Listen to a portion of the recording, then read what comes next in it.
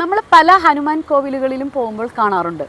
അതായത് ഹനുമാൻ ഭഗവാന് വട കൊണ്ടുള്ള അതുകൊണ്ടുള്ള മാല ചാർത്തി കൊടുക്കുന്നത്. മുമ്പ് ഒരു ഐതിഹ്യം ഉണ്ടായിരുന്നു, സീതാദേവി ഭഗവാന്റെ ശരീരം ചൂടായപ്പോൾ വടമാല ചാർത്തി കൊടുത്തു എന്നുള്ളത്. അതിൻ്റെ ഭാഗമായിട്ടാണ് തോന്നുന്നു ആളുകൾ ഹനുമാന് ഈ വടമാല ചാർത്തി കൊടുക്കുന്നത്.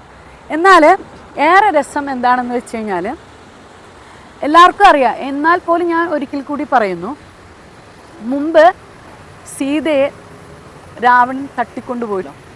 ആ സമയത്ത് നമുക്കെല്ലാവർക്കും അറിയുന്നതാണ് ഹനുമാൻ ശ്രീരാമൻ്റെ ഭയങ്കര വലിയ ഭക്തനാണെന്നുള്ള കാര്യം. സീതാദേവിയുടെയും രാവണന് സീതാദേവിയെ തട്ടിക്കൊണ്ടുപോയിട്ട് ലങ്കയിലാണ് താമസിപ്പിച്ചിരുന്നത്. ആ സമയത്ത് ഹനുമാൻ തൻ്റെ വാലുകൊണ്ട് ലങ്കയെ മുഴുവൻ ദഹിപ്പിക്കുകയുണ്ടായി. ലങ്കാദഹനമെല്ലാം കഴിഞ്ഞിട്ട് സീതാദേവിയുടെ അടുത്തോട്ട് പോയിട്ടുള്ള ഹനുമാനെ തൊട്ടു നോക്കിയപ്പോൾ ഭയങ്കര ചൂട്.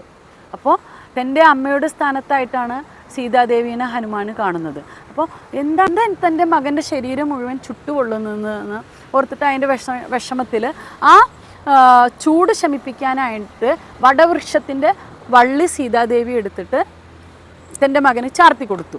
എന്നാൽ നമ്മൾ മനുഷ്യർ ചെയ്തുകൊണ്ടിരിക്കുന്ന ഒരു കാര്യമുണ്ടല്ലോ, ഹനുമാൻ ഭഗവാന് എല്ലാ ക്ഷേത്രങ്ങളിലും നമ്മൾ ഭക്ഷിക്കുന്ന ഒരു ഭക്ഷണ പദാർത്ഥം വട, അതാണ് നമ്മൾ മാലയായിട്ട് ചാർത്തി കൊടുക്കുന്നത്.